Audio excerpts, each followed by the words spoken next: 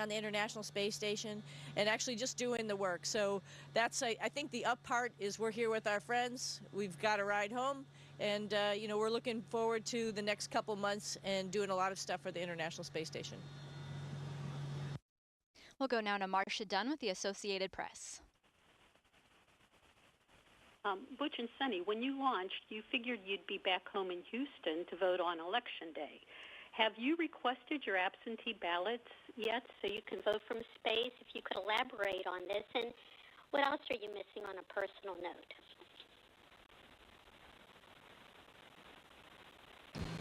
I sent down my request for a ballot today, as a matter of fact, and they should get it to us in a couple of weeks. And absolutely, yes, it's a very important role that we all play as citizens, is to be included in those elections, and NASA makes it very easy for us to do that. So we're excited about that opportunity. And Marcia, same here. You know, it's a very important duty that we have as citizens, and looking forward to being able to vote from space, which is pretty cool. You asked what we miss, right? Of course, you know, the things that we always miss, our families. I miss my 2 dogs. I miss my friends. But you know what? Like Butch said, there are so many people on Earth that are sending us messages, and it makes you feel just right at home with everybody when we're able to have those conversations with our friends and family at home. So I know they understand. I know it's tough on them as well as, you know, being away from home, of course. But everybody understands, and everybody's cheering for us to get back with Crew 9. Our next question will be with Tom Costello with NBC News. Hi, Butch and Suni. Nice to see you both. Butch, I can't believe how fast your hair has grown in the few months you've been up there on station.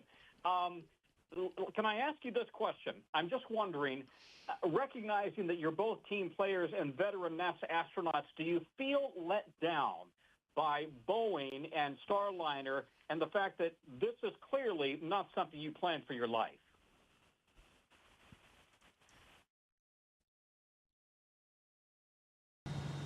Let down? Absolutely not. Never entered my mind. I don't think Suni's either until you mentioned it. It's a fair question. I get it. I can tell you, you know, I thought a lot about this press conference and what I might say, what I wanted to convey, and there's no way to convey every single piece of information that needs to be said to understand a majority of the questions that we might get asked. But I will say this. You know, Suni's got this shirt on. It's got that NASA meatball, we call it, on it. And that represents something that we stand for as an agency. We go beyond. We do things that are out of the ordinary. We send humans to space. And yeah, we're here today on the space station. Even today, this operation, this is not easy. NASA does a great job. The people at NASA do a great job of making a lot of things look easy.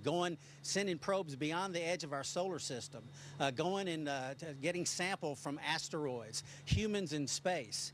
And it's a very risky business, and things do not always turn out the way you want. Before we launched, we said, we're going to find things. Yep. That is the nature of test. Every single test flight, especially a first flight of a spacecraft or an aircraft that has ever occurred, has found issues. That's things that you just cannot think about. 90% of our training is preparing for the unexpected. And sometimes the actual unexpected goes beyond what you even think that could happen. And that's just the way it goes sometimes, because we are pushing the edges of the envelope in everything that we do. And it is not easy.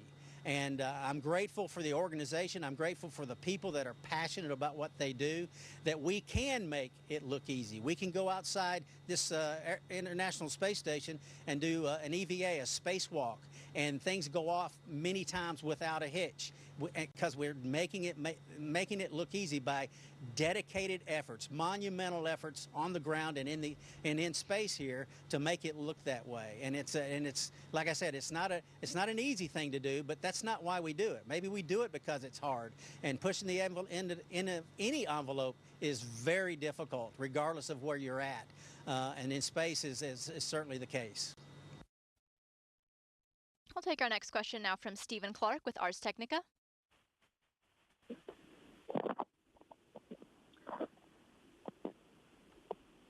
Hi, thank you for taking my question. Stephen Clark from Ars Technica. Butch, you mentioned this in your introduction for a moment. but both of you are veterans of the Navy captains. I just wanted to hear your thoughts from each of you on seeing your ship leave without you. What was that like, and were you staying up late to watch the landing the other day?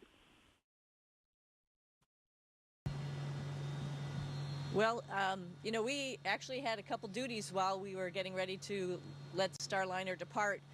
There's some things that the International Space Station has to get ready and be prepared and make sure that it understands that a visiting vehicle has undocked and it goes back to its normal regime of operating. So actually we were tasked with that.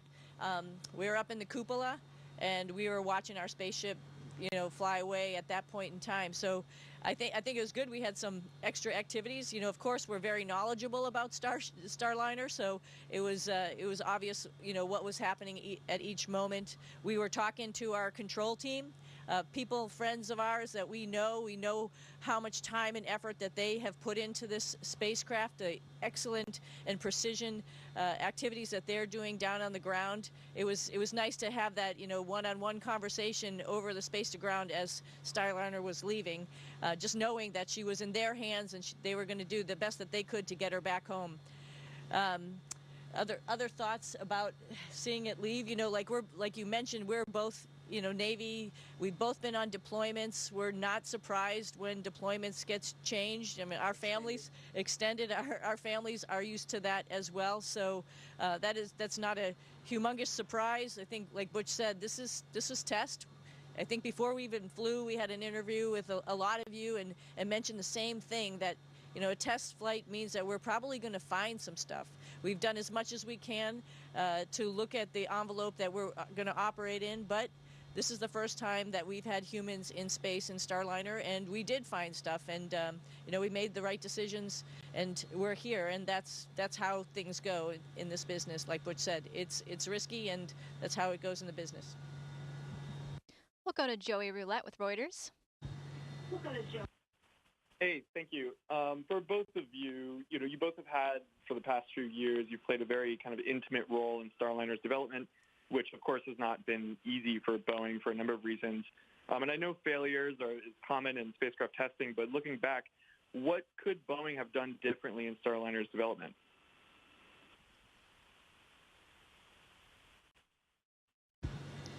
That is a very interesting and a very fair question. I'll say this.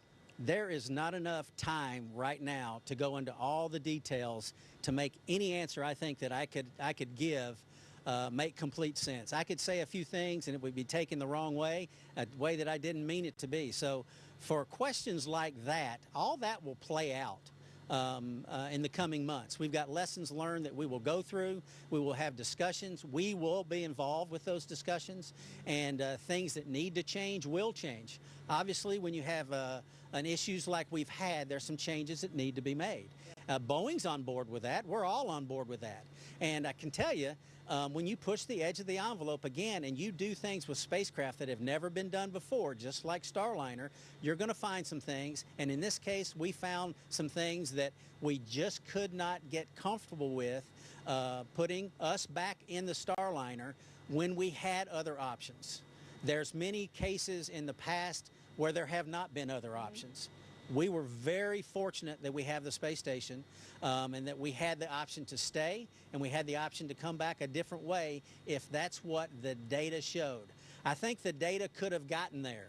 We could have gotten to the point, I believe, where we could have returned on Starliner, but we just simply ran out of time because there's other tests that need to be done and other assessments that need to be done, and had we had a little more time, then we could have done it. And why didn't we take the time? Well, it's the International Space Station. We've got 7 people, 7 USOS crew on board, 12 total, and we've been 6 on board for quite some time. And to staff the space station with 6 people, we've done it well, I think, over the last couple of months, but it's not prepared for that long term. And so we had to make some decisions on a timeline. And the timeline came to the point to where we had to decide, is Starliner coming back with us or without us?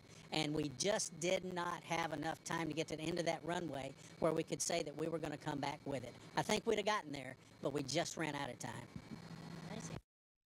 We'll take our question now from Jonathan Seri with Fox News. Thanks so much for taking the time to do this. Butch, you mentioned at the beginning of this news conference you appreciated all the prayers. You've been very forthcoming about your faith throughout this mission. I'm wondering how your faith has helped you throughout this mission and whether there are any ways in which this mission has informed or influenced your faith.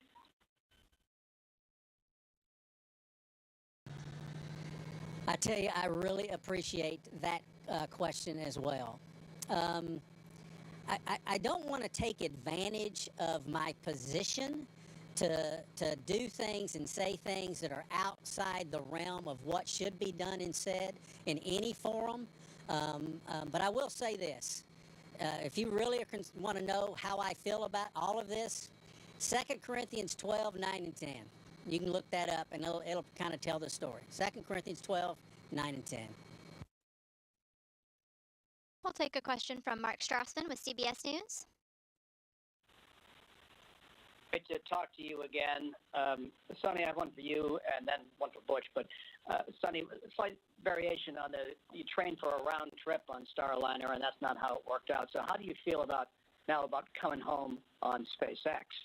And Butch, you went up for, you thought, roughly 8 days. It's going to be more than 8 months. Talk a little bit about the psychological adjustment for you and your family. That's a good question. So it's interesting questions. You know, when Butch and I were preparing for this flight, you know, we obviously had talked about it a lot, and we had talked about it being a test flight, and knowing that it was scheduled for 8 days, there could be other things that would keep us here a little bit longer.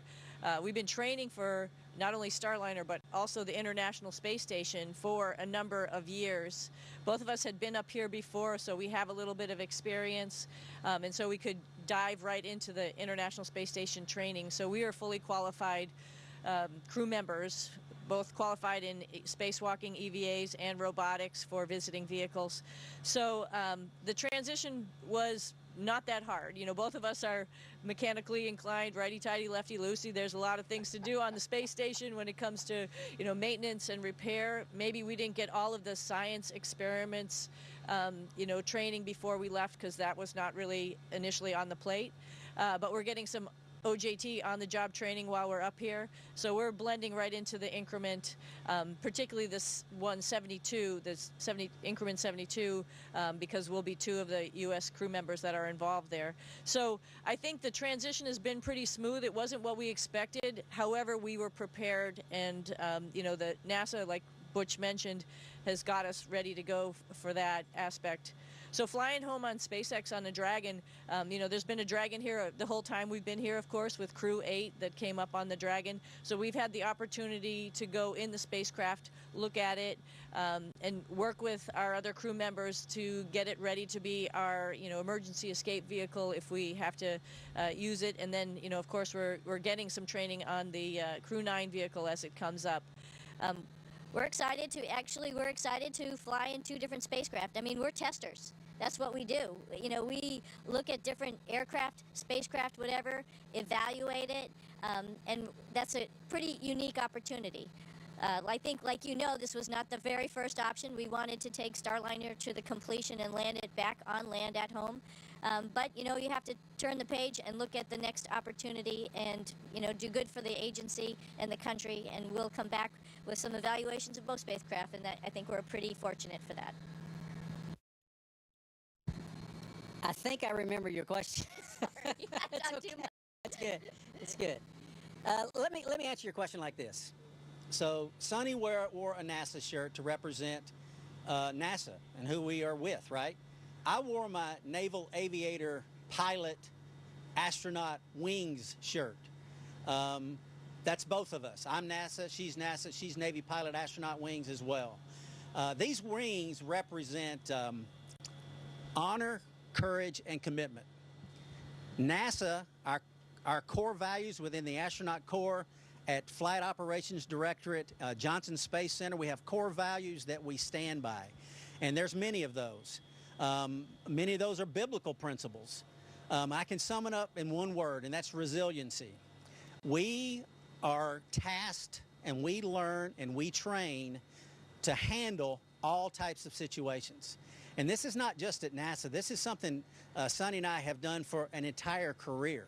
And this is something that, you know, she doesn't have children, but she has some nieces and nephews, and I know she instills in them the same thing I instilled in my daughters, my wife and I, and that is to be resilient. You have to go with what the good Lord gives you, whatever that is, whatever is allowed, whatever comes by. And, you know, I don't look back and say, woulda, shoulda, coulda. I look back and say, going forward, how can I fix? What can we do to make this better? And that's our mindset right now. I don't look back and say, oh my, this or that. I don't. Yeah. And that's not, you know, it's more this resiliency is not, it's not what we do at NASA. I think it's more who we are. And we deal with all types of difficulties in all types of situations. And it builds a great deal of fortitude, and it builds a great deal of character, not just within NASA, but all of the contractors, because like I said earlier, this is not an easy business. So we go with it. 8 days, it was more than 8 days, but 8 days is a number that keeps getting said. It was going to be longer than that. But 8 days to 8 months or 9 months or 10 months, whatever it is, we're going to do the very best job we can do every single day, because that's what the folks that do this type of job have to do. You have to have that mindset, because it is not an easy business, like I said. Thank you both. We'll take our next question from Jeff Faust with Space News. Hey, good afternoon. We had heard in some earlier briefings from NASA officials that you were able on some occasions to call in from station to some of the meetings they were having about Starliner. What was your impression from your unique vantage point of how those meetings went and how your input was brought into their discussions about what to do with Starliner? Thanks. Thorough, all-encompassing, great character that we would hear in the room when there were disagreements, and there are. I mean, any kind of discussion like this, there's going to be disagreements. It was handled with the utmost compassion, which is good, passionate about their points, but with the utmost character, respecting each other and each other's opinion, going through it all. We did mostly listening and taking it all in, because we did, you know, we did have a say in how all this would turn out. Thankfully, you know, our managers and our leaders allowed that we would be included, and they wanted us included, and for that we were of course grateful. Ultimately, like I said, though, the decision was made that was made. As soon as it was made, we're on board, right? And it doesn't matter if I agreed or disagreed. It doesn't matter. The decision that we are given is what we're going to march to. Again, like I said, because that's not what we do. That's who we are. Hey Jeff, I might add just a couple things. I was really impressed. There were a lot of opinions. There was a lot of data coming in at different times, and a lot of people trying to digest that data and understand it and take it forward. I think it was really impressive for our leadership and our management to take the time and listen to everybody's opinion and really try to understand where all of that was going. That's really a benefit of this organization. You know, we have a lot of people from many different backgrounds.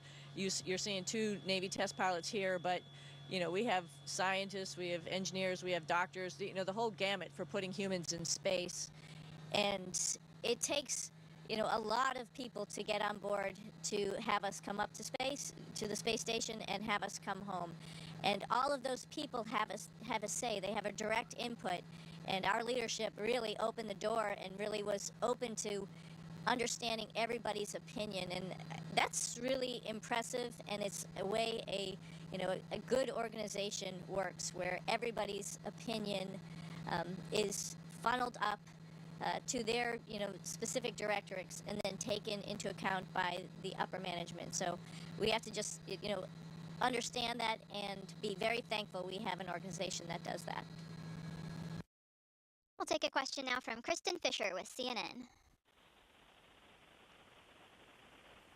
Hi there, this is Kristen Fisher, and we are actually live on CNN right now. So I might ask a question that has already been asked before, but slightly differently, so bear with me. Butch and Sunny, thank you so much for doing this. And I know you both have done long-duration missions before. You've trained for every contingency. But, NASA astronaut Frank Rubio, who was in a similar situation as the two of you, he said that he still had a few hard days as he kind of wrapped his head around going from a 6-month mission to a 12-month mission. So I'm just curious how that transition has been for the two of you mentally when you learned that you'd be going from a days-long mission to an 8-month mission. Thank you.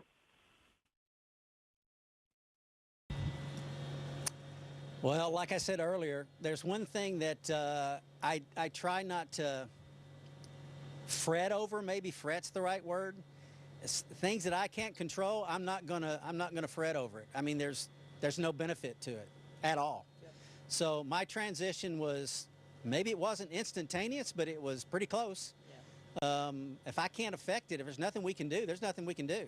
So we march forward, carry out the plan of the day, as we used to say back in my AOCS days, and shortly thereafter.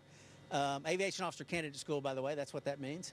And it was very short-lived, if at all, for me. Yeah. It's all. Yeah. Kristen, I just add two thoughts to that. For us, I think that's Butch hit the nail on the head. You sort of turn to and just take on the next activity of the day, and that's what we do. We're professionals. I think I have to say, though, in the back of my mind, there's folks on the ground who had some plans, right? Like like my family, and so to spend some time with my mom, and I think I was fretting more about that, like the things that we had sort of all talked about and planned for this fall and this winter. And I think I was a little bit nervous, to be honest with you, to say, like, okay, I'm not coming home for it. But you know what? Like we both mentioned in the very beginning, everybody, is on board and is supporting us while we're up here. So I think that fret went away real quick, as well as the idea of, like, hey, we're here and we're going to be the best crewmates that we can be for our crewmates up here.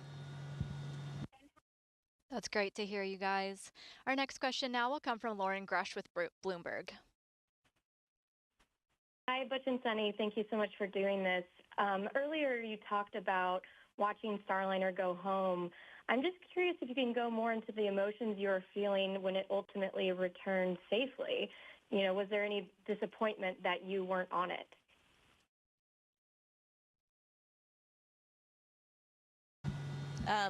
To be honest with you, I was so happy it got home with no problems. We saw it fly away, and then we all got up. The whole crew got up at 3 in the morning, and we had it up on our iPads watching it land. We know all those people who are part of the landing recovery team, the LRT, who are there in the desert, and we were, of course, fingers crossed, as well as Mission Control. We know all of those folks who are bringing it back home, the entry team. We could hear their voices. We could hear them communicating with each other. We got to see the video from some of our aircraft operating directorate folks who are out there doing IR video of the chutes opening. All of that was a good sense of relief, and we were actually really excited for our team, our bigger team, who got that spacecraft home, and we're actually really super proud of them for having it land pretty much bullseye there in the desert. Yeah, I was up here. It's been several years ago, but I was here when, if you recall, the Cygnus launched out of Wallops Island, and it blew up like a couple of seconds after it left the launch pad. It was coming here, bringing cargo, and my immediate thought was just the people that involved in the program, and it was just heartfelt for them, because this is a pretty, tight-knit organizations that we, do this space flight, human space flight, all types of space flight, and we felt for them, or we did when that happened. Well, I can tell you, the thrill was equally the opposite side of the spectrum when Starliner landed safely. It was wonderful that it made it back.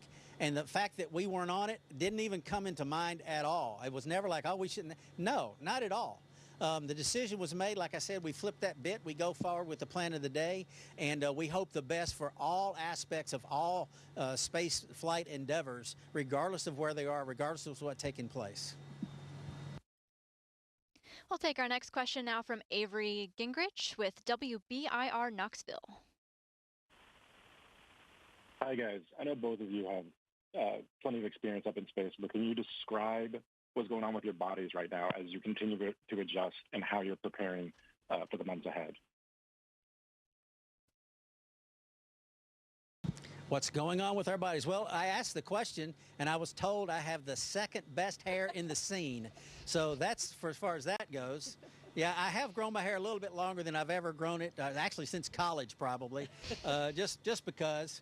Why not? You know, I don't know. Very fortunate. I think Suni and I both are very fortunate the way the good Lord wired us. Transitioning to space and transitioning back is very easy for us, and it was here as well. It seems like we've been here before, and we have, but it's comfortable. Of course, one thing about space flight which is wonderful, your joints don't ache because there's no pressure on them. So all the aches and pains you may feel on a just daily basis are not prevalent in space, which is actually quite nice. I will say one. I wouldn't say unfortunate. One thing, both Butch and I also like working out, so that's a good thing because, you know, when the mission was shorter, I sort of had a small timeline that I was going to really crank it out on the exercise equipment here because, you know, of course you'd lose bone density and muscle mass. But my mind had a transition now to 8 months and how I'm going to keep that motivation up. Again, good thing both of us like to work out. He's an early morning. He's up at like 4:30 in the morning to work out. I'm a little more about 6 a.m. But every day, I mean, it's every day that you have to do that. Every day we're on a cardiovascular exercise, either the bike or the treadmill. Every day we're on the advanced resistive exercise device called ARED, which allows us to do deadlifts and squats and allows us to keep our bone density in our hips and our feet. But that means we're going to have to do this for a little bit longer time. I had seen Frank stay up here for a long time and some other folks and thought about like what I would want to do because I like mixing it up a little bit. So we're working with our strength and conditioning guys to add in a couple more exercise and stuff to keep it going. You don't want to lose it because every day that you don't work out, you're gonna lose some bone density. So we have to keep it up, and that's a way of life. And not to slight anyone else on the call, don't take this wrong, but it is very nice to talk to you from God's country. Well, I think we're going to go to a different part of the country here with Laura Casa with WHDH Boston. Hey, thank you so much. Suni, this is for you. So many of your friends in Massachusetts are, of course, following your journey closely, cheering you on. What do you say to your Massachusetts family who are watching you from here on Earth? Hey, you know, we had one press conference earlier when it was like still midst of baseball season. I think I said go Sox. So this time I have to say go Pats. You know, again, now thank you for the call from God's country. I know that there's some really nice crispy apples right now that are getting picked off the tree. I was just talking to my family about that and some other folks that it would be nice if somebody put a New England apple in a spacecraft that was coming up here because you got the prettiest place on Earth with the fall coming up. We'll take a look at it from up here and try to take some pictures for you guys, but I know the Boston crowd is cheering us on, so we'll find a better place to park the car next time. All right, our next question comes from Ida with the New York Times.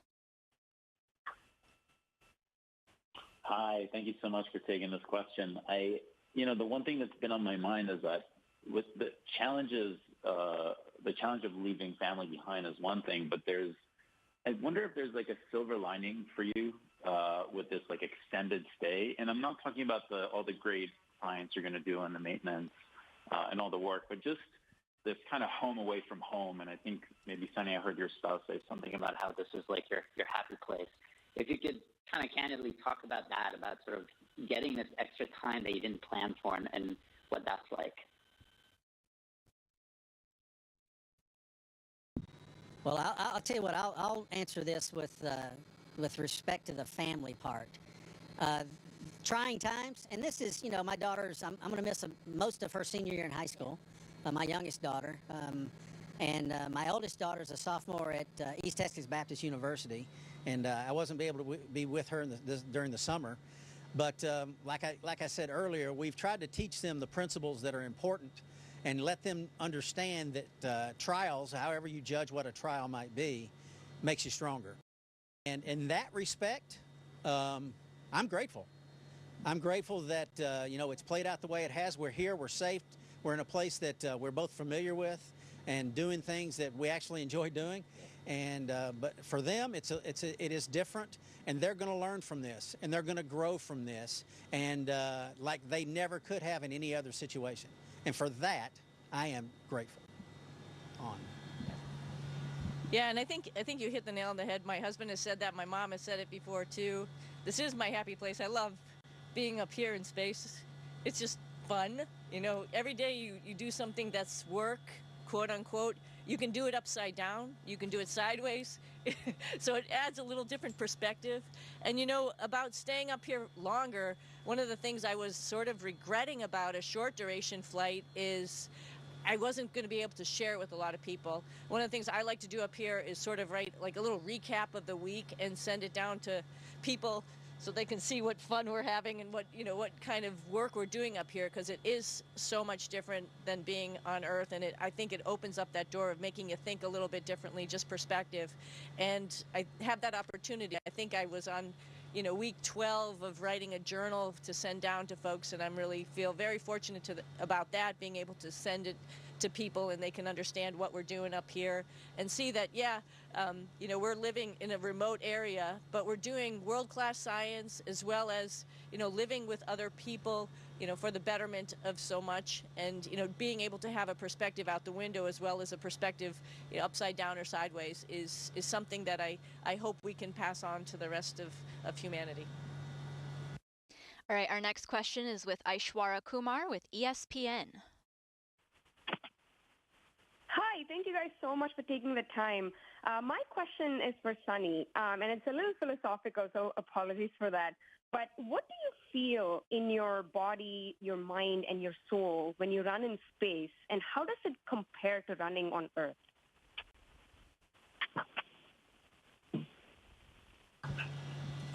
So interesting question. I was mentioning a lot of the physical activity that we do up here. It's a little harder, a little different, but fun at the same time. When I'm on Earth and I'm running or moving, there's a lot of things going on in your mind, but you can't get away from being on Earth. I love to take my dogs for a walk early in the morning, so you can, hear the birds singing and hear the day start here. That's really not the activity. It's sort of funny though that I just thinking about it, when I first got up here, I saw something fly by and I thought it was like a bug. But then I realized, oh yeah, we're up in space. That's not going to happen. So your mindset sort of changes. But then again, like I was just mentioning in the question beforehand, your perspective changes, and being able to be on the lifting device and looking right out the cupola window above you and seeing our planet go by, and then taking the moment to go and look in the window between sets, or just to have that moment to be quiet on the treadmill or whatever, it takes you to a different place, and it's very peaceful up here a lot of times. There's a lot of work that's going on, but it also gives you a time to be a little introspective, a little change your perspective on a lot of things how we do things on Earth. Like, it really is difficult for me to imagine people on Earth not getting along together. It's the one planet we have, and we should all really be happy that we're there together, because that's it. That's our place. So I think that's pretty much how I feel about that. It just changes your perspective. I can tell you, if you're looking for a guest picker for College Game Day, give me a call. Also, I've been asked several times, yes, I do have the SEC network. All right, well, that is all the time that we have. I want to sincerely thank you, Butch and Suni, for participating today. We can't wait to follow along with the rest of your mission. Goodbye, good night, and thank you again. Station, this is Houston ACR. That concludes the event. Thank you to all participants. Station, we are now resuming operational audio communications.